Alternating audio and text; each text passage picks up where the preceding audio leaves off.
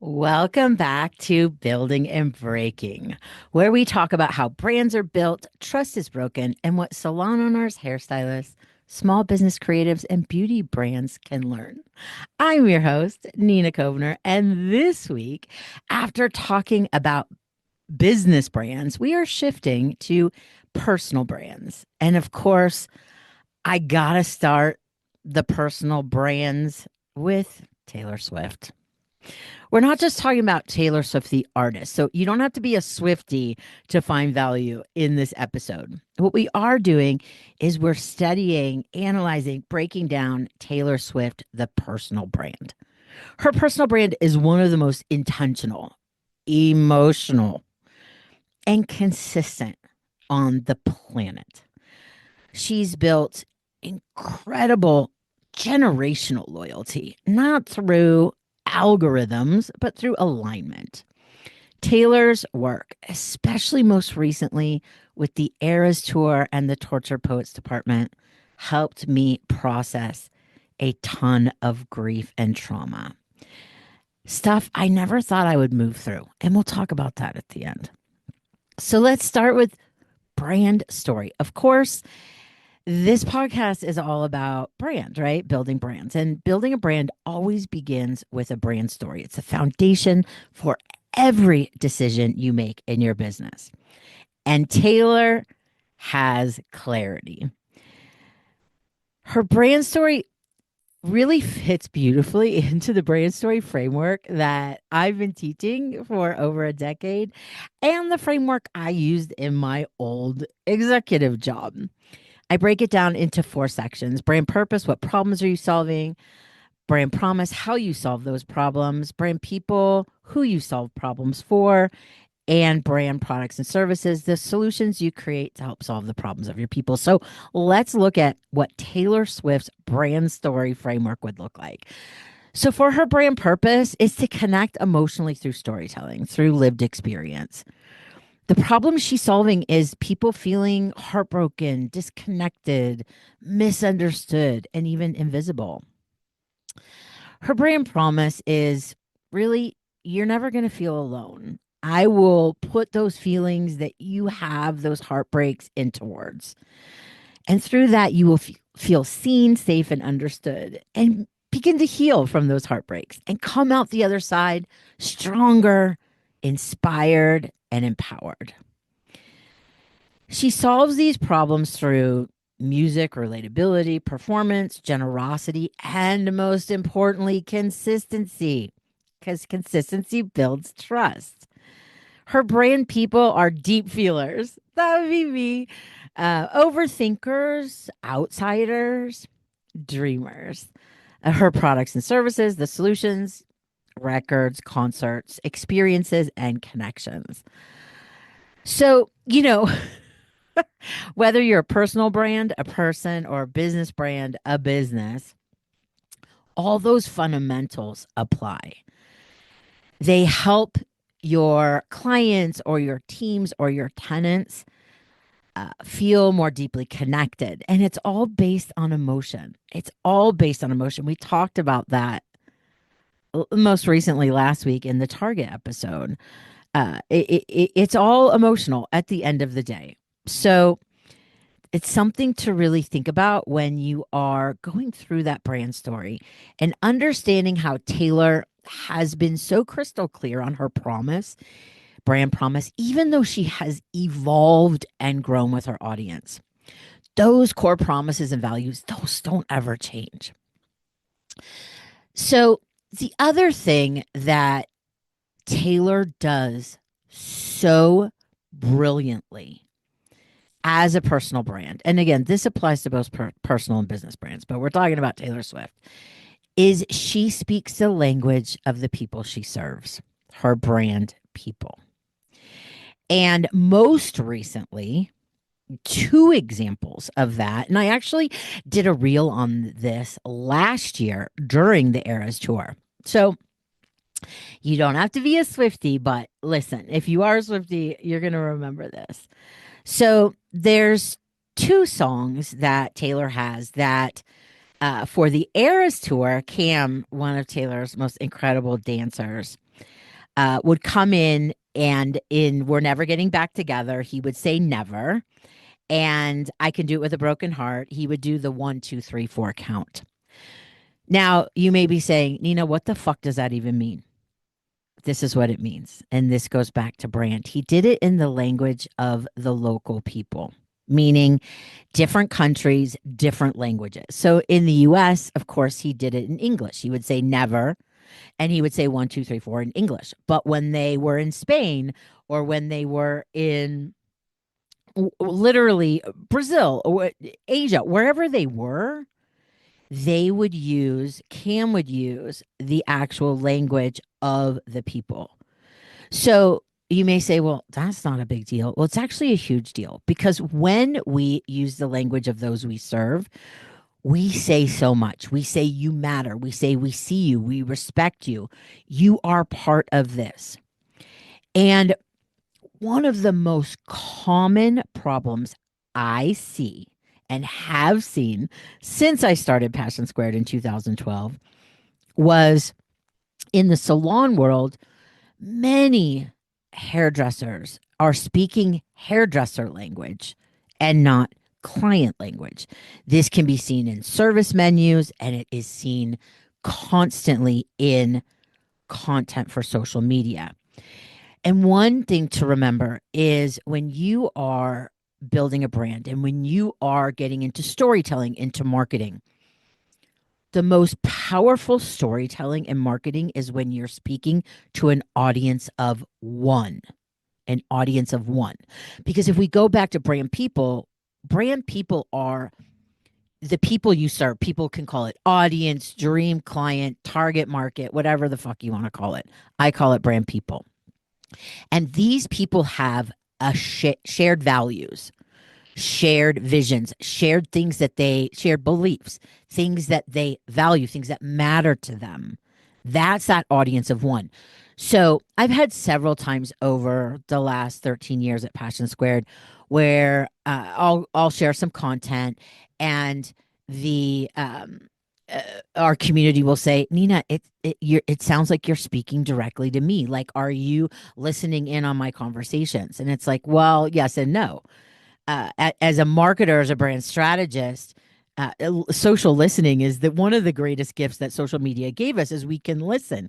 We can pick up on what is happening to and with our community, our audience, our brand people, and then craft content to solve those problems, to speak directly to them. So when we think about that, when we translate that, speaking to that audience of one, translating into something like social media content, I'm going to give you some examples of what I see. So, if you are a salon owner, if you are a hairstylist, and your intention for your marketing being on Instagram or TikTok or Facebook or whatever, if your one of your objectives is to increase your new client referrals, building community, building relationships, and ultimately driving referrals into your salon, then your audience, your brand people are clients. However, I see a lot of hairdressers get confused and they follow influencers and educators and how they speak to their audience and they mimic that. Different audience, though. An influencer's audience is you, the hairdresser. An educator's audience is you, the educator, or a coach's audience is the salon owner, not the salon client. So if you are a salon owner, a hairdresser that is serving salon clients, then you need to speak to them in their language. So let me just give you some examples. So here could be like a typical post. Did a root tap gloss and a wet balayage to break up, blend, banding, whatever. Versus if your highlights are starting to feel a little grown out, a little harsh, this kind of soft blend is perfect to bring everything back to life without a full transformation. That's an example. Another caption could be I did a full foil with low lights and a toner and a face frame refresh. It's like, who are you fucking talking to? Versus Are you looking to brighten up your look without going all over blonde? This kind of dimensional technique adds a fresh glow or a fresh shine while keeping things natural and super low maintenance. Do you feel the difference? Do you feel the difference? Here's another one. I did a color correction on years of box dye. Boo, box dye. Fuck everyone that uses box dye. Lifted to a level 9 and toned with N9NB and 9V. It's like, what? Versus if your hair feels too dark, dull, or uneven from doing home hair color, there's a safe way to lighten things up again. Takes a little time, a little care, and a plan personalized just for you. Do you feel the difference? So when you're speaking in the language of those you serve, you can more deeply connect with them on that emotional level, just like Taylor does so brilliantly through every story she writes, every concert experience she creates. She is speaking in the language of those she serves, her brand people. And the same goes for beauty brands, speaking in the language of hairstylists, right? Speaking hairstylist language, not some like fancy chat GPT marketing copy, because it just doesn't connect. It just doesn't connect. So if your marketing is falling flat, if your content is falling flat, if you if the same goes with teams, right?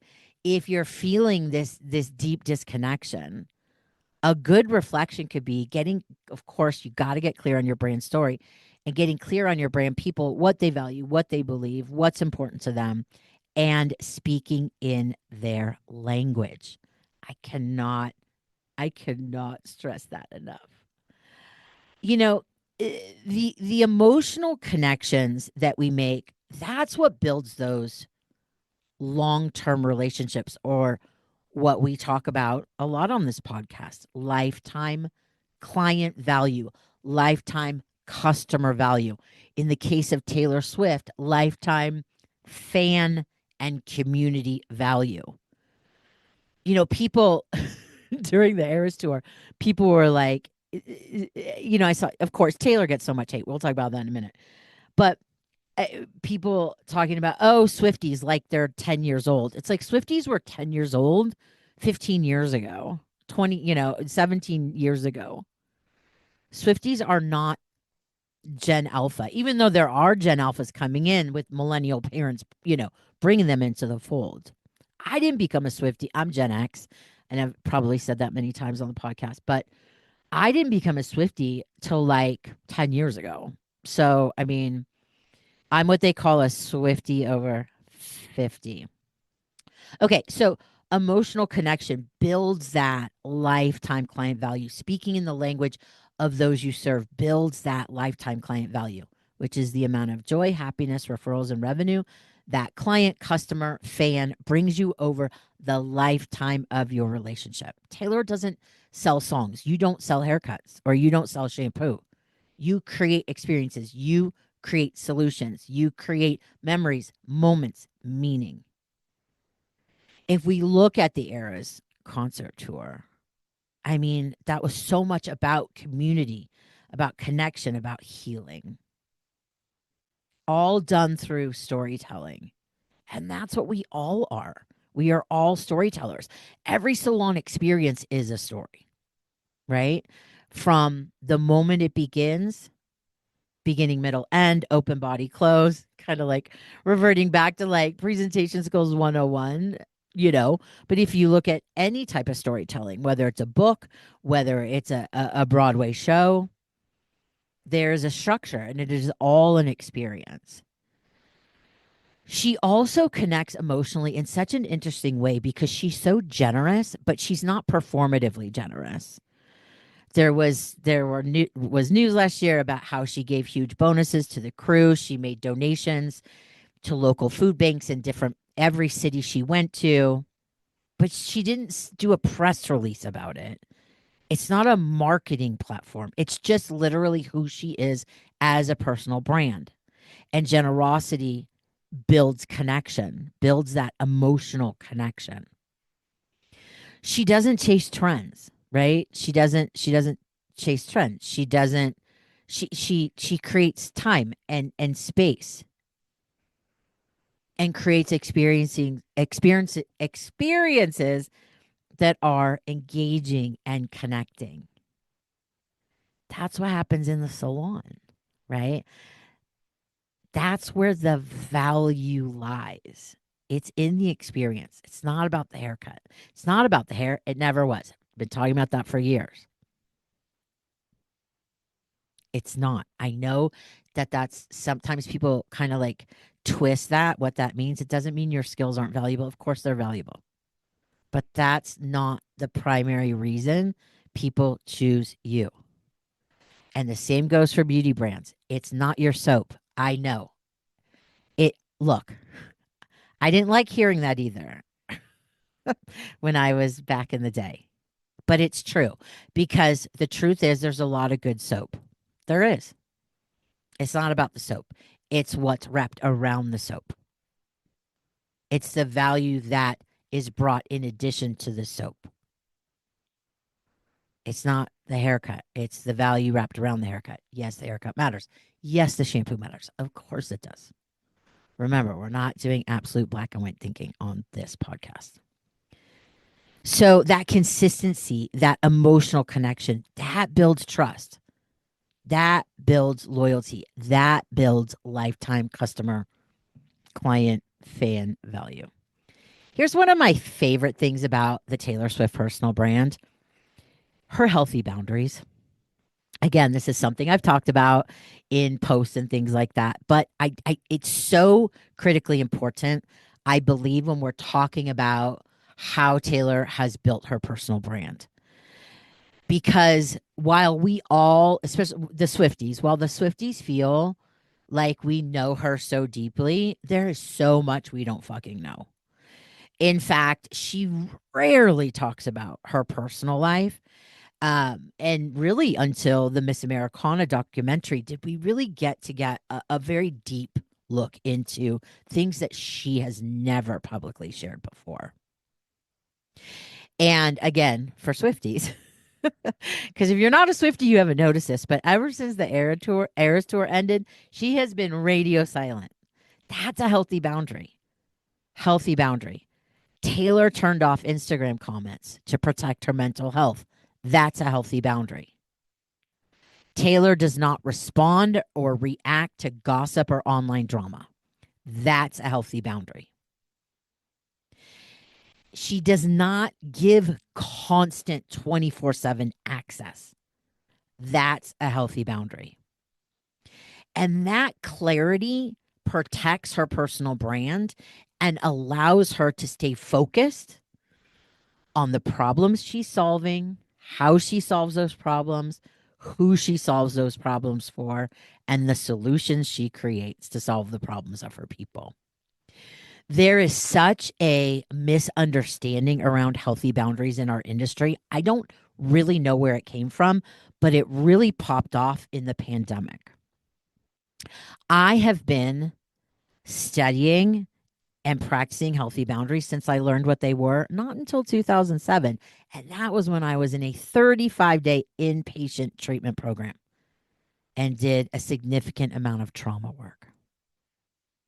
Healthy boundaries are connecting. Healthy boundaries are clear. Healthy boundaries are kind. They're not extreme. They're not walls. They're not being a dick. And typically, what happens is that we either have no boundaries or we have walls because that's just kind of the nature of a human being. And, companies do that too. I just read a headline on LinkedIn.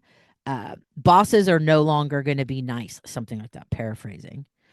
4 years ago, you're talking about leadership, having empathy and psychological safety and all these things.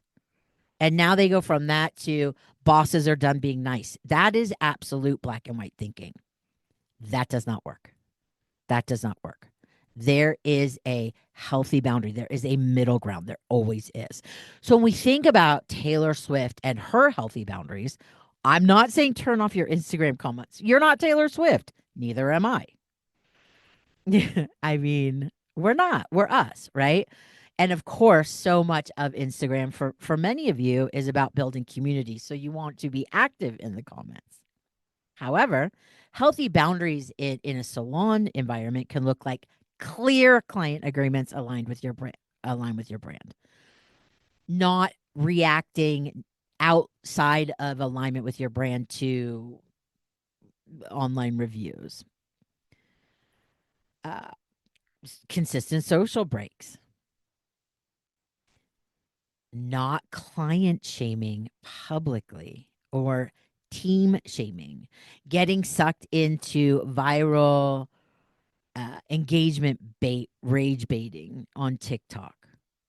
So, healthy boundaries live in your leadership. Healthy boundaries live in your communications, your agreements, your handbooks, your coaching. Healthy boundaries don't push people away, they create deeper connection. They say, I care about you and I care about me. Both can be true. It's not one or the other.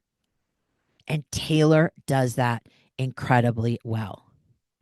Now, not everyone's going to love your healthy boundaries because not everyone loves that Taylor doesn't, you know, do TMI every day. But that's not your problem. That's not Taylor's problem. Right. So when we're developing our personal brand, we get to decide what healthy boundaries look like. I've been asked this question so many times over the years about as a personal brand, I don't know how much of my like personal life to share. And the thing you need to remember, it's not your personal life, it's your personal brand. And you are the narrator. You are the creator. You are the storyteller.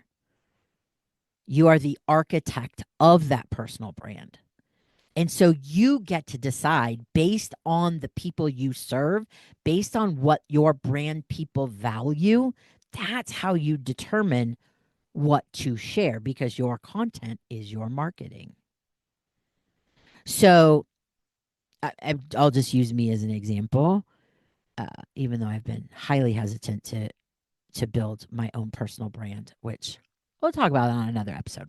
Anyways, so you could say that you know everything about me. You know that I love animals. You know that I have struggled with mental health, that I love espresso, whatever. I can tell you right now, I have shared about 5% of my mental health journey with our Passion Squared audience. So you may think like, oh yeah, yeah, yeah, but it's I've decided for my own mental health and safety, that's my healthy boundary around sharing that. I do not share anything about my family. I did used to talk about my mom, but even not a ton. So you don't know anything about my family. Does that mean that I'm being inauthentic? No. Not one bit. I am 100% authentic. That's my healthy boundary. So we have to connect that to who we serve, right? So we can share. Taylor shares. Taylor shares all sorts of things within her healthy boundaries. Within her healthy boundaries. So, Taylor, again, you don't have to love Taylor Swift to study her brand. There are universities that have courses on Taylor Swift. I mean, she's brilliant. And it all begins with her having crystal clear clarity on her brand story because it is her compass. It is how she makes decisions.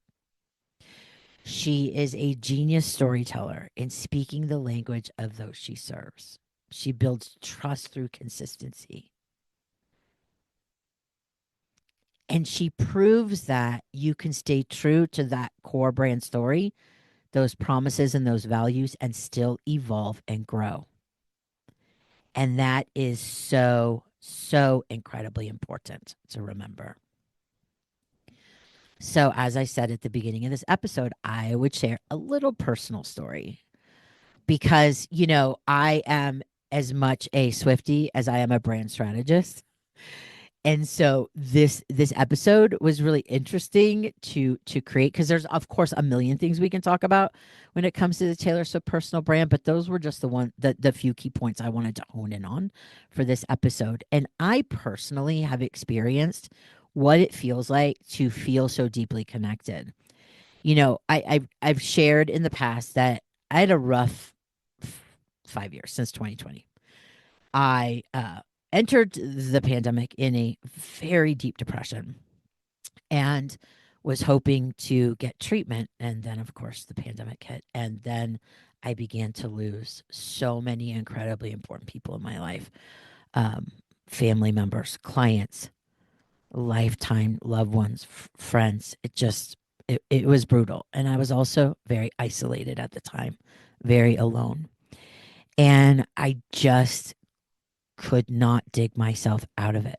And I had been there once before in 2007 before I entered treatment, but the circumstances were different this time. And even though I did go back to treatment in 2021 for a week long intensive for complex grief and trauma, I,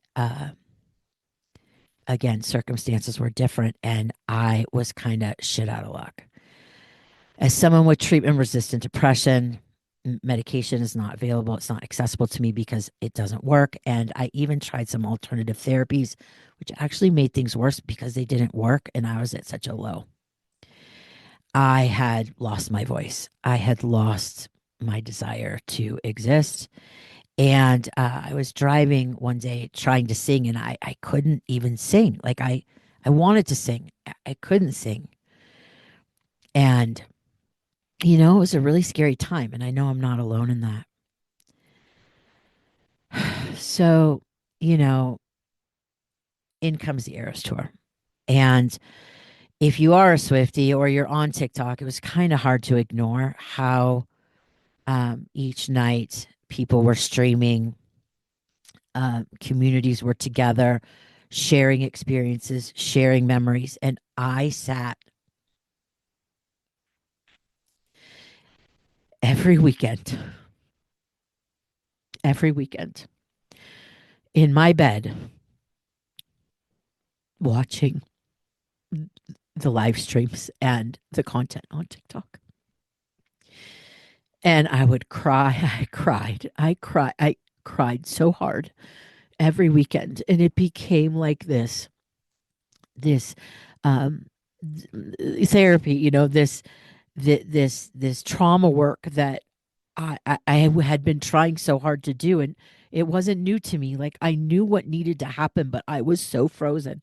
I was so stuck. And every weekend after weekend after weekend, this tour went on for a year and a half. And I cannot begin to tell you how much it helped me, how much it healed me, that nothing else could. Now, I'm not saying that you should go to Taylor Swift for your therapy. Of course, I had medical support and guidance through this entire thing, but nothing was working. And I was at the end of my rope. And, as I started to see more light and come up for air, and of course, I couldn't help but study the personal brand of Taylor Swift and the impact that it had on me personally. And I will never be able to thank her for what she's done. And I know that there are so many people out there that you touch, that you connect with, that you serve, that you don't even realize. And that is the power of connection. That's the power of community. That's the power of building relationships and building trust with those you serve. I know the world is can be chaotic and I know the internet can be chaotic, but please stay focused. Stay focused on the problems you're solving, how you're solving those problems, who you're solving problems for, and the solutions you create to help solve the problems of those you serve. This is our one life, our opportunity to leave people better than we found them. And that's what Taylor Swift does. That's what Taylor Swift, the personal brand, does. And I am so grateful to exist in the same time that she does and that you do. Thank you so much for listening. Thank you so much for your feedback. I love your messages. It helps me continue to do these episodes because you inspire me with your feedback.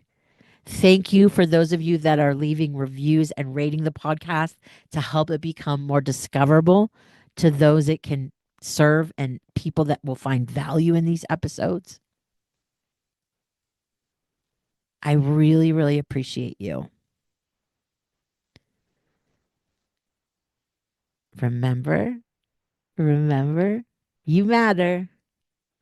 It's Mental Health Awareness Month. It's tough. It's tough, but we have each other. And let's remember that. Let's remember that. And let's be grateful to the people like for me, like Taylor Swift.